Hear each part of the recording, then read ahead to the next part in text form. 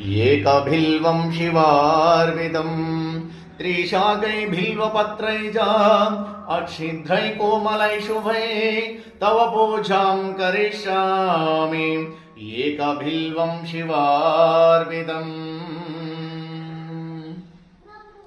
दर्शनं बिल्ववृक्षस्य स्पर्शनं पापनाशनम् अघोरपापसंहारम् एकबिल्वं शिवार्पितम्।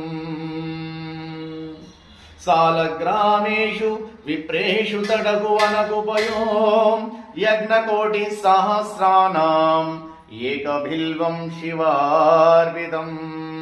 धन्तिकोटिसहस्रेषु अश्वमेधशतानि च कोटिकन्याप्रधानेन एकबिल्वं शिवार्पितम्। एकञ्च बिल्वपत्रैः च कोटियज्ञं फलं लभेत् महादेवस्य पूजार्थम् एकबिल्वं शिवार्पितम्। काशीक्षेत्रनिवासं च कालभैरवदर्शनम् घायप्रयागमे दृश्यम् एकबिल्वं शिवार्पितम्। उमाया सह देवेशं वाहनं नन्दिशङ्करम् मुच्यते सर्वपापेभ्यो एकबिल्वं शिवार्पितम्।